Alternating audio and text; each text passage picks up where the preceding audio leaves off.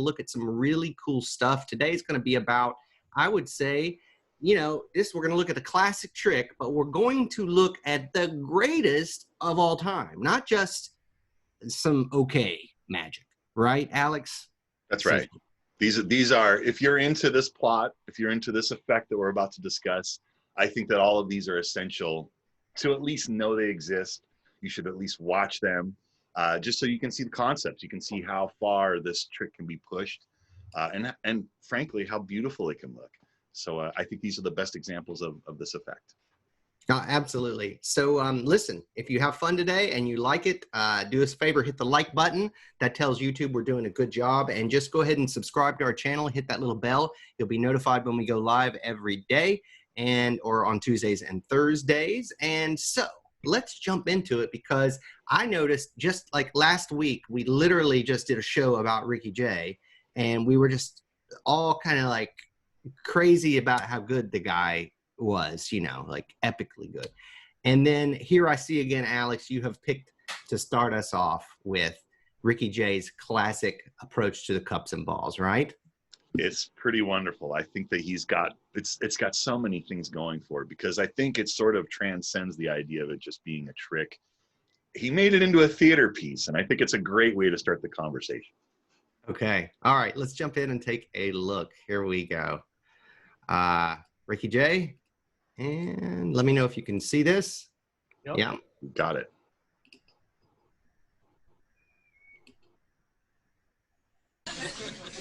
Until Johann Nepomuk Hafenzer called playing cards the poetry of magic, a conjurer's skill was determined entirely on his ability to perform one effect. That was called the cups and balls.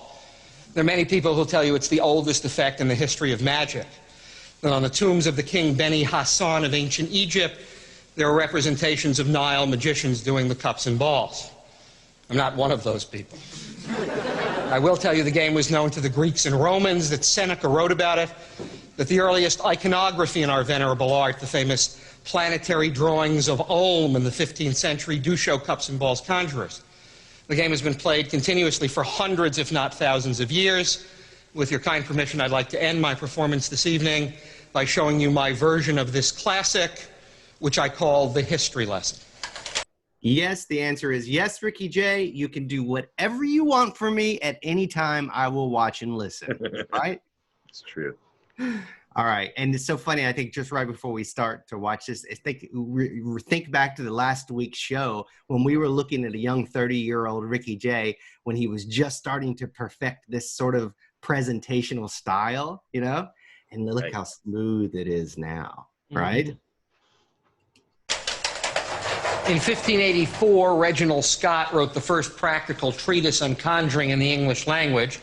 And in it, he spoke about putting a ball under a common object, like a candlestick.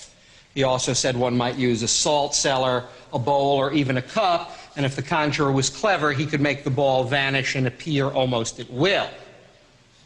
Only a short time later, the game was played with bowls of china. Played in the Orient, anthropologists love the concept of independent invention.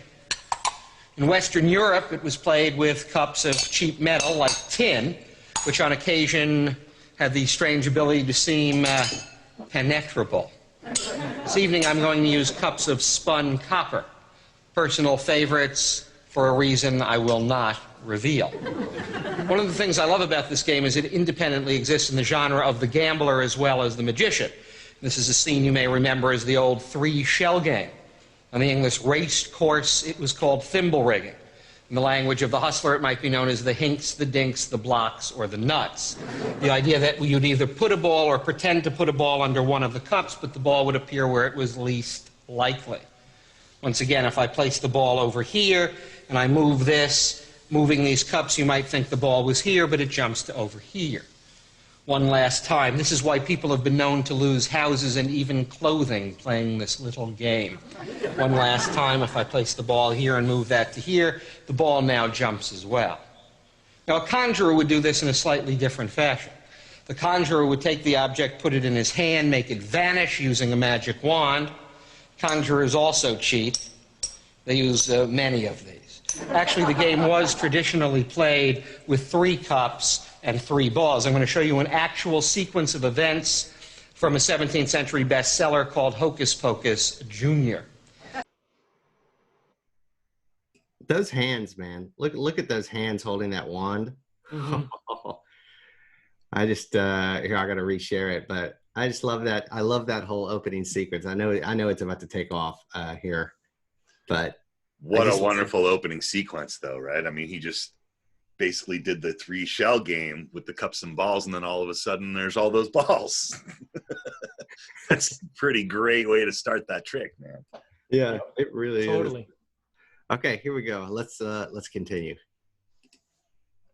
The idea here that I will cover the center ball with a cup and place one on top. Then I'll actually cover this and try to make the ball penetrate solid through solid, joining its mate below. Wow. Now that you know the sequence, why don't you follow it again? This time a ball penetrating through 2 solid copper cups. This method a personal favorite of Matthew Buchinger, the little man of Nuremberg. He was only 28 inches tall. The cups obscured almost his entire body. Look, that's enough for 3 balls to appear below. Matthew Buchinger had no arms or legs, but he did have 14 children. The most famous man to ever play the game, the Italian Bartolomeo Bosco. Bosco appeared in the beginning of the 19th century. He cut an unusual figure on stage. He wore a black satin waistcoat, black velvet trousers. He made sure his sleeves were carefully rolled up. He took out his magic wand and polished the tip. A wand which he said was made of a strange amalgam of metals known only to himself and Erasmus of Rotterdam. Above his table was a brass bell. He hit the bell and said the words, Spiritae mihi in infernali obedite, infernal spirits obey my command. Bosco's sequence with the cups and the ball. Vade. Jubio. Celerator. 3 gone, and yet 3 return. So, Alec, that is actually Vernon's sequence, right? Well, here's the thing about Vernon's sequence. Vernon's sequence is a collection of old things, because the cups and balls, like you said, it's old. That's a Bosco sequence. That's the Bosco phase. I don't know where it is. I've been on the hunt for it. Any of you watching, please contact us if you find this. But there's an issue of Abra, the Abracadabra magazine from England. When Vernon was first coming up as a magician, they did a write-up of him, you know, just like they would anyone else that was getting the attention of the public.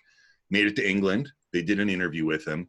And in that interview, there's a write-up of Vernon's cups and balls, and it's the only one, as far as I know, that exists. But in this Vernon write-up, all of those sources are cited. Like that is the Bosco source, the Bosco phase. You know, like you'll see a couple more phases that Ricky Jay does here that are part of the Vernon routine, but they're all old things that Vernon just collected. And Vernon, you know, he's a genius for collecting all the best stuff from a 1,000-year-old trick and creating what we consider to be like the prototype of routines for that trick, right? And it's sort of the outline that most people follow when they learn that effect, at least in the beginning. And so yes, it's Vernon's phase, but really it's Bosco's phase. But it's popularized by Vernon. If we didn't know Vernon, we probably wouldn't know Bosco's phase the way we do. And if you want to know how Vernon collected 1,000-year-old tricks, it's because Vernon himself was almost 1,000 years old. Yeah. A real wizard. That's right. I knew those guys. Those guys. I know those guys. Yeah, like Charlie Miller is famous for that idea of having a ball go through the hand and go through the cup, or it goes through the top of the cup and into the next cup. Charlie Miller himself says, that's not mine. That's an old thing. I mean, that's great that people are saying my name when they see that move, but it's not mine. It's as old as the hills, you know? So that's not what Marlowe would have said. That's not what Marlowe would have said. Well, that's, you know, that's the problem with performers. You know, it's tough to separate the performer from the act. And, you know, sometimes that ego gets overinflated and takes more credit than it should for things. Right. Only sometimes. Only sometimes. All right, let's press on. Here we go. We're getting to the good part. Moscow had only one contemporary rival, the slightly older Frenchman named Conus, who in 1795 announced that he would make his wife, who was 5'7", appear under one of the cups. Practice though I have been unable even to get married. Wouldn't even touch these with his hand. Actually, he said the only reason a magician used 3 was to confuse you. So he took one ball and placed that aside in his pocket. He took the second ball and also placed that away. It still left one ball over here, but it didn't explain how this ball came back. Conus explained it. He said the magician did a feint. He only pretended to take the ball. Actually, what he did was to pretend, put his hand back, and then insinuate the ball under the cup. Conus said, I do no such thing. When I place the ball in my pocket, it really stays there. How could it come back, and indeed where? Perhaps back to the 16th century. Many of you may prefer the game the way it was played in the Orient, with 2 balls and 2 balls. Or you might prefer the European version with 3 cups and 3 balls. And if you have been paying attention, you know there would be 1 ball under the center cup, but now there are 3. And that's the way the game was played for another 120 years, until it was revolutionized once again by Max Malini, the man I spoke of earlier. Malini would take 3 glasses and wrap them in newspaper. He would take a cork from a wine bottle and cut it into 3 sections. He would take the 3 sections of cork and place them in his pocket. Then, fashioning an impromptu wand out of a celery stalk or an asparagus spear, he would tap the glasses and say, "Spiritai mihi infernale obedite," or anything else that came to mind. And that's the mystery of the cups.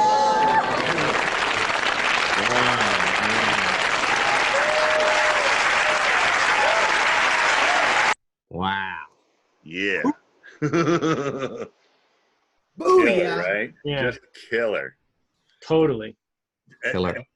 Just when you thought there's no way to maximize the final loads, everything he touched became a final loads place, right? Yeah. Amazing. I was hoping that there was a good reason why he left all those other cups on the table. And there was. And there was. It What never do you guys think about final loads? So, like, I hear a lot of people say that like, I don't know, maybe it's Michael Lamar. It has to be a turnip, a potato. Those are. I have a specific opinion about this. Yeah, I thought what do you about think this. about that? For a long time, I did final loads as 3 balls. But I think that something happens when someone tells the story of the trick. If you just produce 3 giant balls at the end, the guy did the cups and the balls. At the end, there were balls. If you have fruit or you have vegetables or you have something else that's not those balls that you did the first half of the effect with, then it's incongruent.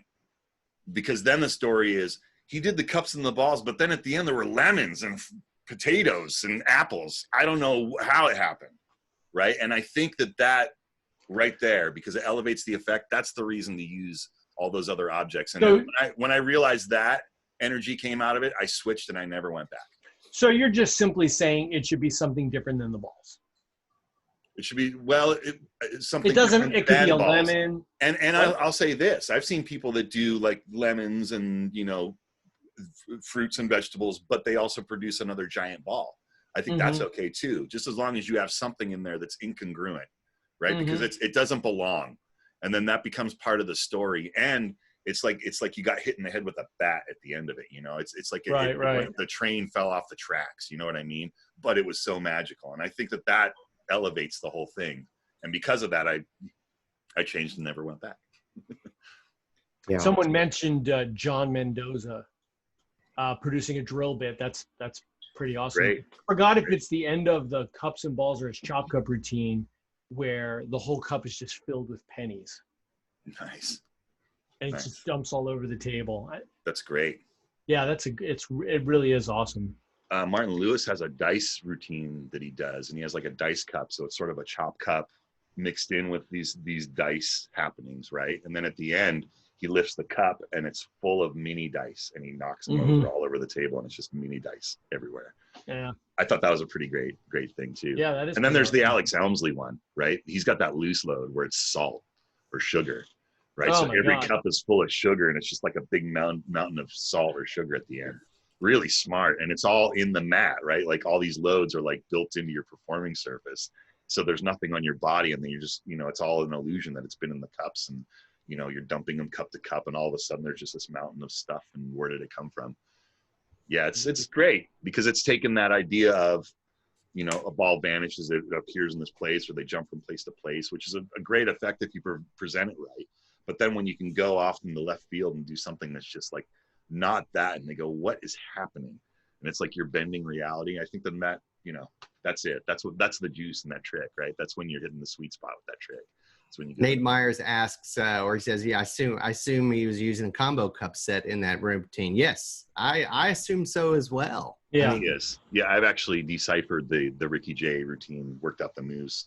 I was, I went on a pretty heavy kick. And a lot of, for those that are interested, those that have the John Thompson books, that load sequence that Ricky did there is very similar to the one that's written up in those John Thompson books. what do you think makes that load sequence so particularly powerful? That there's real effects happening while you're loading. And he had that one bluff moment where he does the, I pretend to take the ball, or he pretended to take the ball, but then he loaded it under the cup. That's what turned me off to Vernon's routine, because Vernon does an actual pass and he explains it. And to me, it was like, wow, I spent all this time learning how to vanish a ball, and now I'm just going to tell him how I did it so that I can get ahead on a lemon.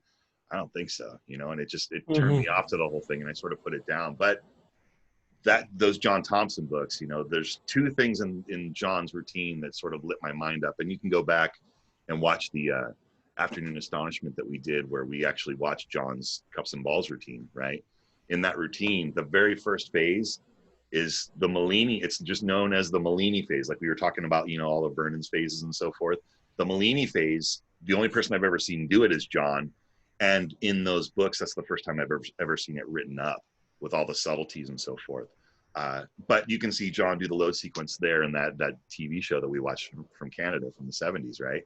And it's pretty elegant because there's real effects happening that you care about, and then there's fruit. And that's how it should be, right? If you're doing that routine at the end, that's how it should be. Where did that come from? There wasn't even room for that to show up. And I think that's when, again, hitting that sweet spot, To me, like a great load, like when I go to the castle or something, and when I'm watching a cups and balls routine, I'm always we as magicians, we know the loads are coming. We know that's the climax. That's always a part of the end. And so you sit there and you really, as a magician, you're watching for that load sequence. I mean, it's just something that you're just tuned into and you're waiting for it. And over the years, there's only a handful of people that can really slip them by you, but it has to do with the thread, not actual thread. I just mean the thread of attention that they're taking you on. They've got your attention and they're pulling it in a direction. They're explaining something, they're showing something, and they can somehow just slip it right by. Like you said, though, studying that Johnny Thompson approach will teach you the ability to take that thread and use that against the audience as a weapon. Somebody in chat, go ahead. Sorry, Steve. I was just going to ask a question. If you wanted to move on, we could. What do you guys think about the fact that when you're going for that final, you're going into the load sequence, right? It's really more about focus than misdirection. It's more about where you focus people's attention and like what you have them thinking about than it is about having them look someplace while you do the dirty work. I think it's what Adam just said. You have to have something interesting happening, right? Yeah. If there's something tension, to say or something that I need to pay attention to, right? If you aren't pulling the tension, keeping their attention, if they aren't right there with you while you're doing that thing, they're gonna see it because you're just putting stuff into the cups, right? But if they're on the ride with you, all of those load sequences are invisible. I mean, granted, you're using, cup loading sequences, your cup loading technique, right? You have to be good at that technique. But if you can do that flawlessly, but entertain and stay connected, it's all of those things interlocking together are what create the illusion or the web that those loads can happen in. Right. Yeah, totally. Let's, somebody in chat just said, what do we think about the Wonder Cups and balls. Can we swap places on that Funny one? you should ask. No, you should keep the sequence because it's Okay. Yeah, yeah. All right. So we're gonna get to that. We're gonna get there. All right. So next we're gonna watch another truly great cups and ball. Like notoriously, if you ask anybody for top 3, top 5, you're always gonna get Paul Gertner. Let's check. Oh this yeah. out. Love this. Extra level of difficulty. Yes. That's right. Look at this shot. Illusion in the art of magic, the cups and balls. Now, it uses 3 cups and a little ball. Can you guys see it and hear it okay? Yeah, Yes. sounds great. I can find that. The ball is placed underneath one of the 3 cups. I will mix them around. You have to guess where the ball is. But you see, there are 2 elements here. Number 1, green mat, green ball. That helps me switch it from cup to cup without you noticing it move. Number 2, the ball is soft. You can't hear it. So whenever I remove the ball from the cup, you're not sure if it's there or if it's already in my pocket, which it normally is. But you see, I am from Pittsburgh, and in Pittsburgh, of course, when I was a kid, I learned how to do this trick. I didn't know you were supposed to do the trick with a little sponge rubber ball like that. I started doing the trick with something I found in my dad's toolbox. He worked in the steel mills of Pittsburgh, and I found a steel ball bearing. So I would place the steel ball underneath the cup, and it added the element of sound. So when I moved the cups around, you could hear it. I would then shift them around and say to my mom and dad, "Where's the ball?" And the smarter of the 2 knew immediately. That was Mom. But it was underneath the cup that made the noise, and pretty soon I realized you can't fool anyone with a steel ball in a metal cup because of the element of sound, unless you can cause the sound and the ball to disappear.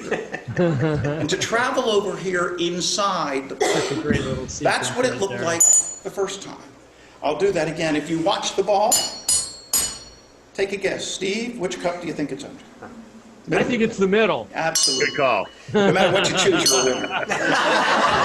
3 cups, 3 balls. Now we're ready to start the trick. But if you watch the ball right here in my hand, whenever I give it a push, it goes right to the top, balanced on the edge. I'll do that again. This one goes right to the top of 2 cups. Again, balanced on the edge. However, I want you to know where the balls are. And since I've added the element of sound, I'm going to let you not only see them go under the cups, but if you listen, you'll actually hear. Ball number 1 under cup number 1. Ball number 2, that stays under cup number 2. Oh my God. And ball number 3 under cup number 3. And if I take 2 of them invisibly, I set them down, I give them a little tap. And now that's gone, because now they're all together. Thank you. That screws with your mind, man. Yeah. It's It good, really- huh? So the extra level of just handling you have to have. It's You 'cause it's know? a sound illusion as much as a A visual whole nother illusion, right? thing, It's yeah. so good. Brilliant. Yeah. Gosh, yeah, it really, you're right. Whole other level of difficulty there. Yeah. For sure. Let's keep going. But you know, it is the end of this trick, and if we were doing this on the streets, this is where I'd win your money. This is where I'd win your money, by turning to the tallest guy in the room, and they do that so that everyone can look back and watch his eyeballs. And they say, "Sir, I'm going to let you win. I'm going to remove 1 ball from the game." And then they say, "Sir, I'm really going to let you win. I'll get rid of another ball." And they take a 2nd ball out of the game. And then they set the psychological hook. They say, "Sir, just for fun, how many balls under the middle?" Well, the minute they say just for fun, his ego takes over, and he decides to show the crowd he's very intelligent and he's on to the game, and he'll answer honestly 1. And immediately they say, "We have a winner." "Oh, that was just for fun." Bring out your wallet. Make your big bet next time. You're smart. You're on to this game. And what they do is they slip another ball under the cup. Let me explain. You see, they never take the ball out of the game. They never really put it in their pocket. What they do is they slip it under the cup. As they lift the cup up, it looks like it was there all the while. But if I really get rid of the ball, "Sir, just for fun, how many balls under the middle?" 1. No, for you, I did all 3. But you know, you can't do this trick with just 3 balls. You need an extra one. In fact, there's an extra one right over here. And there's another extra one right over there. Now, they're both pretty big and they're both fairly heavy, but underneath the center cup is the biggest one of all, because no, that's not it. That's the biggest one. But I can't figure out where it comes from. Thank you. looking. Wow. So good. Yeah. So good.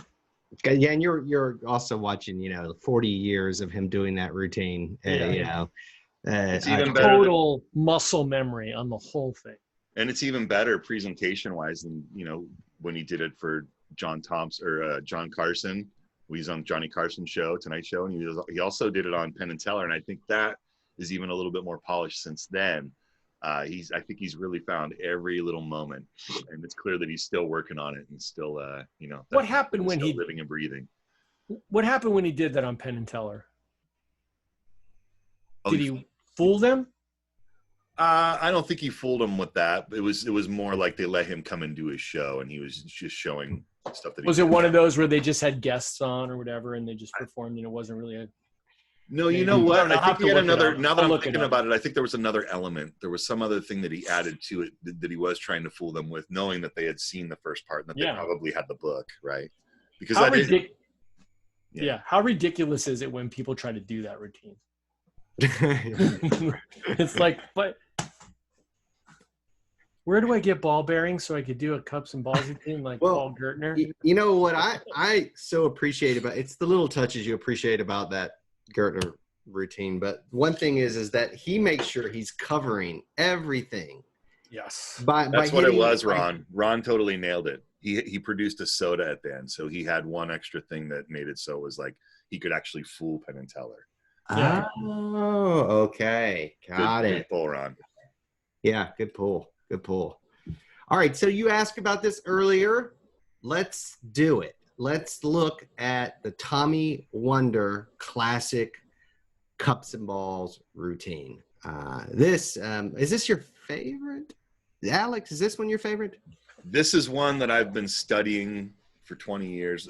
You guys have seen my little splash photo that I have here on Zoom. It's a picture of me with Tommy. I was there the day that this was shot. I had only read about it. I knew the method before I saw it. And I saw Tommy Wonder do it in person. And after this, I went and saw him in person do it again because I couldn't believe that it was real. But it just fooled me so bad. I knew what the moves were.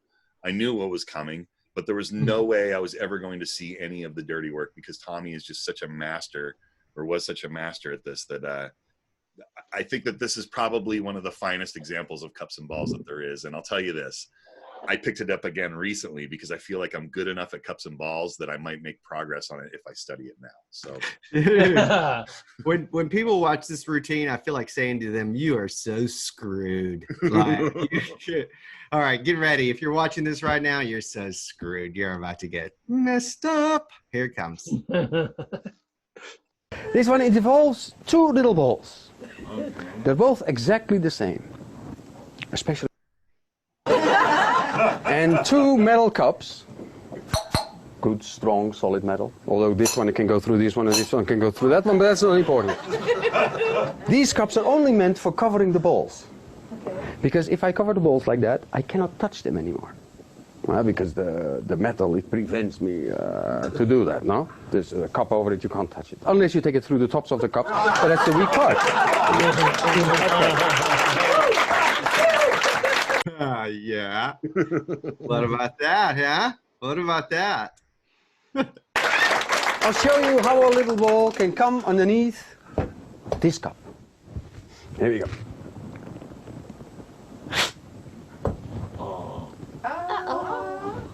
I'm sorry. I thought it was... I'll show you one more. Yep, that's better. There you go. You know, sometimes people ask me, is it possible to pass a ball? And, if you just do... you got it there. And here, of course, there is nothing left.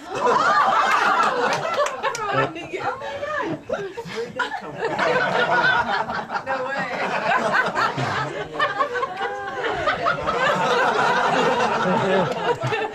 I should find some better glue for this one day. Yeah, let's continue. There's two little balls here. Now, then I would like you to point to one of them. That one or that one, whichever. That one? Okay, hold it on your hand like this. Take it, yep, like this. I will cover it with this cup so that I cannot touch it, yes? Now you tell me when you feel it leave. Did you feel it leave? No? But, you got to feel it.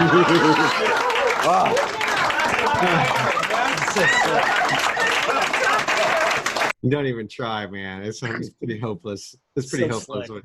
Yeah. I'll show you how both of them can go through the cup together. Here they go, both of them together.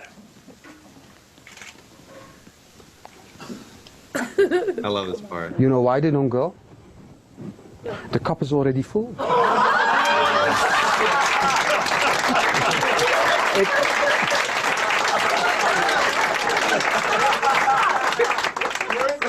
the sucker?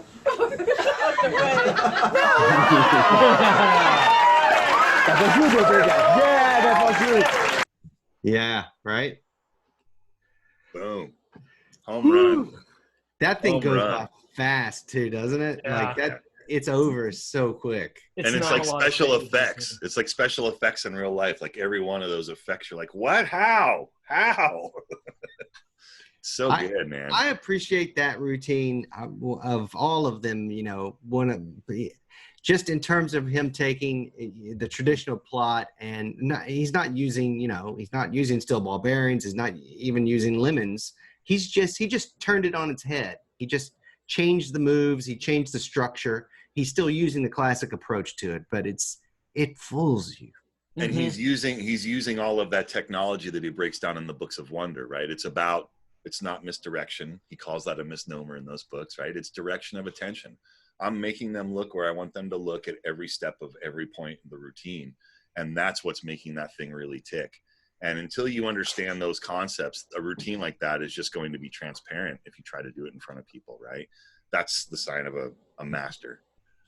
Watching a man that do things that, because the moves he's just doing what he's doing, right? They're very simple sleight of hand moves, but the direction is so strong. The moments are so engaging that you're looking right like a laser right at that place he wants you to look so that the effect happens, right? All of the secret stuff happens in the shadow of everywhere else you're not looking.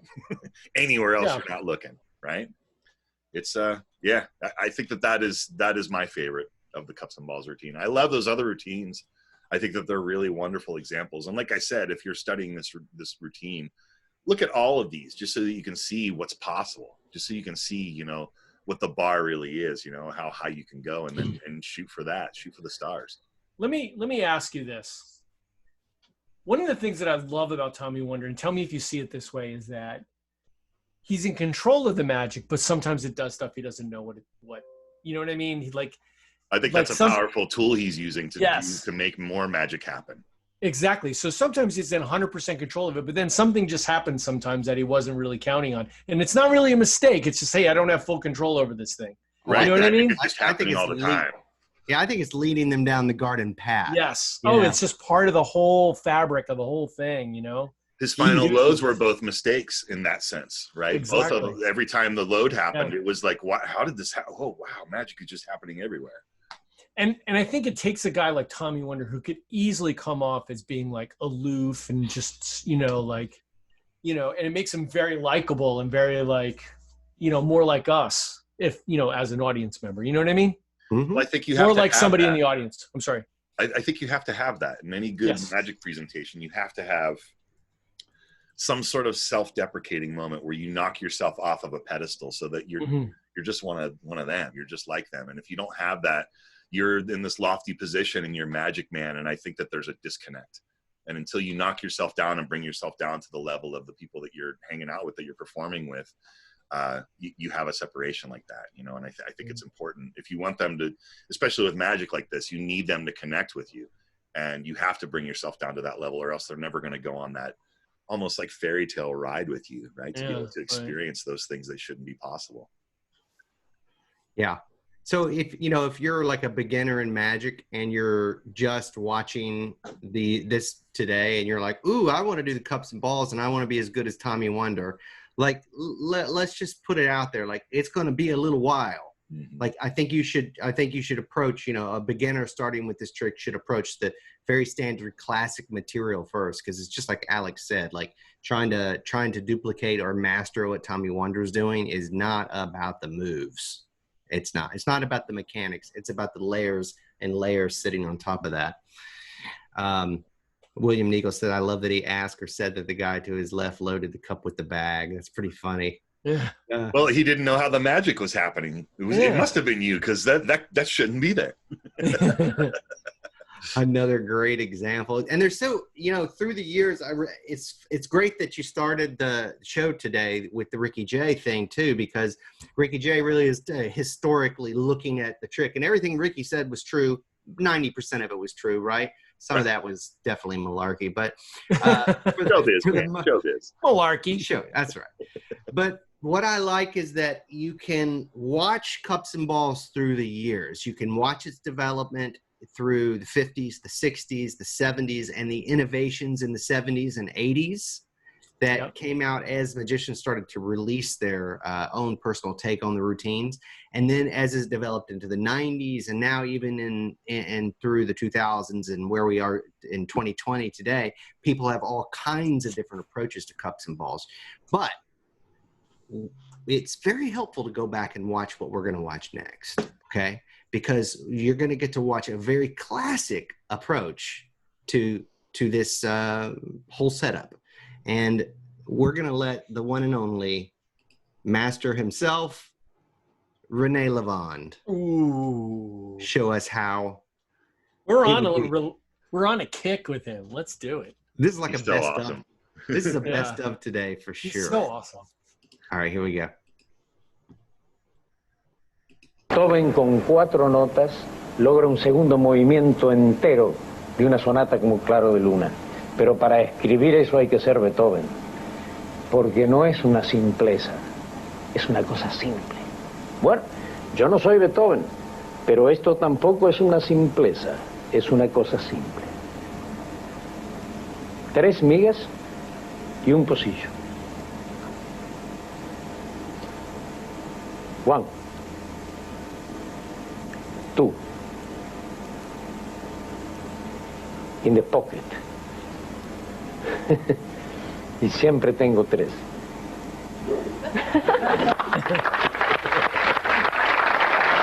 1, 2, la belleza de lo simple, in the pocket. Y siempre tengo 3. 1.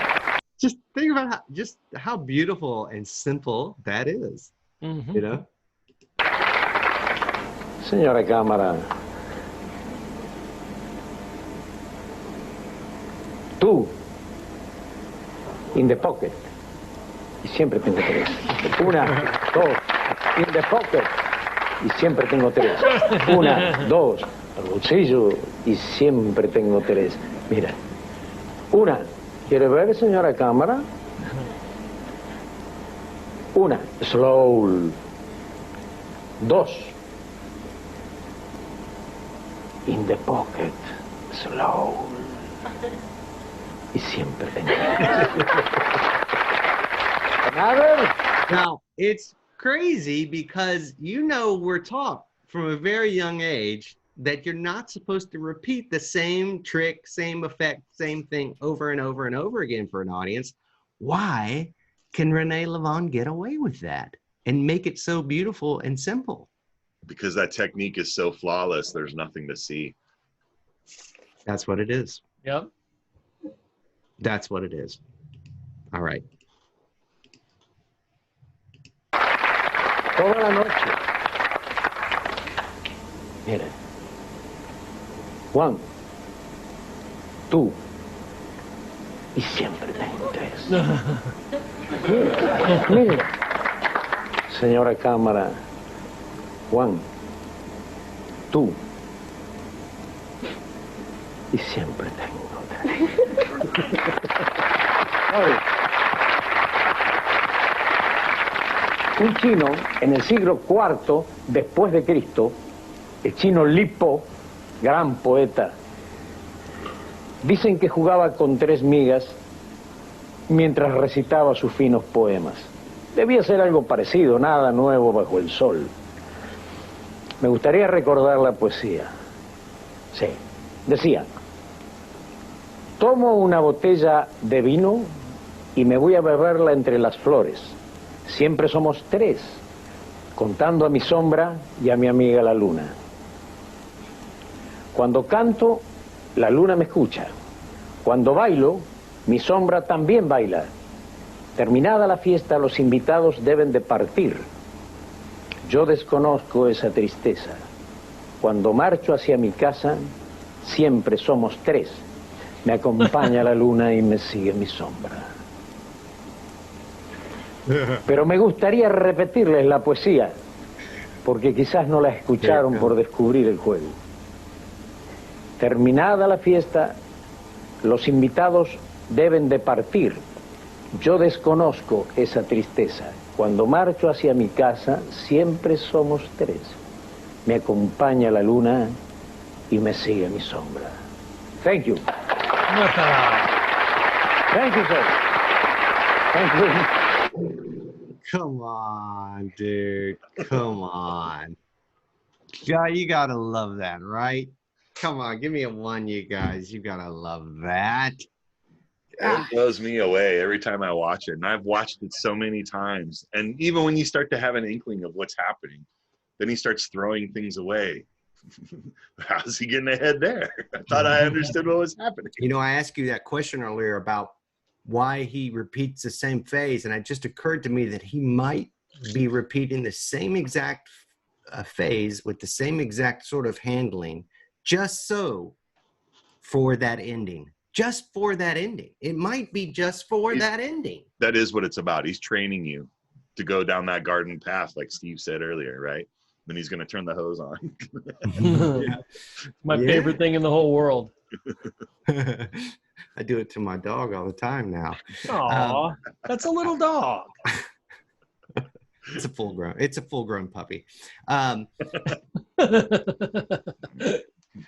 So what do you guys think? Like, could they be any different? I mean, they're all the same trick, but really, could they be any different, right? Just goes to show you, you know. Well, and it shows you the options, right? Because Renee did it with just a single cup, and you've seen us talk about single cup routines here. And then, you know, Tommy Wonder has a 2-cup routine. I suggest you go check out David Williamson, see his 2-cup routine. There's a lot of folks that have 2-cup routines. Some folks think that having only 2 cups make it so that, you know, you have better focus when you're performing the routine. With 3 cups, it feels like it's too many things to focus on and too many things you have to wrangle as a performer. And sometimes 2 cups is the answer. Not necessarily Tommy's routine, but just something that's more along the lines of like what you would see Vernon do, or like you saw Ricky Jay do, where it's simple, you know, wand, making a ball vanish from your hand and it reappears under a cup. If you're doing just simple, straightforward magic like that, 2 cups might be the answer. Or go 3 and then take the challenge and go with the sound, like Paul Gertner, right? Like, what is that about? How did that guy even come to that place where he understood that he was even going to be able to find like a technique to make sound illusion happen so that he could cover all those loads of the smaller balls, the loads of the bigger balls. Plus, he's the only other guy I've ever seen do the load effectively from a cup that doesn't fit in it, right? The timing on that and the choreography on that is so perfect. It looks like it's falling out of the cup, but there's no way it can be in that cup. Like, there's, you know, a lot of innovation in this show of just the routines that we've looked at. You can just see sort of, like I said earlier, just what's possible, you know? And this is sort of like a palette of colors that you can choose from, and, you know, at least have things to shoot for, you know, as you lay out your path if you're working on this this effect. Yeah, you know, I guess if you were gonna say to any like beginner, like what kind of cups and balls should I get? Like, if I'm wanting to get this set, I want to get in. Maybe you're watching this today on YouTube. Maybe you're inspired to tackle this trick finally, right? Where do you start as a beginner? What routine do you look at? What set of cups do you start with? What would you recommend, Alex? What do you think? I think, for me personally, it became satisfying doing the routine when I stopped using lighter cups. In the CC store, we have those cups. Those are really a nice example. It's nice to have a heavy cup. It's nice to have a heavy ball so you know where the props are. And it feels, to me, it gets it closer to the idea of like what coin magic feels like, right? Because to me, coin magic is my way into object magic, you know, or it was my way into just object magic, doing magic that wasn't cards, right?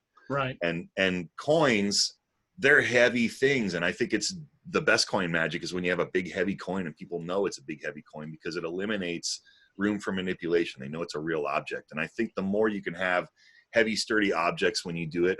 I think the more real the routine's going to get. And then play. You might find that doing the loads with just regular balls, that might be the answer for you, but try the fruit. Just go to the grocery store and go spend $1.50 and you can get, 4 pieces of fruit or vegetables that fit into your cups, and just play with it. See if it works for you, Worst that happens is you eat the fruit when it's over, and you had a little experiment. But I think that there's a lot there to play with that. And, start slow. Don't do too many phases. That's the other thing.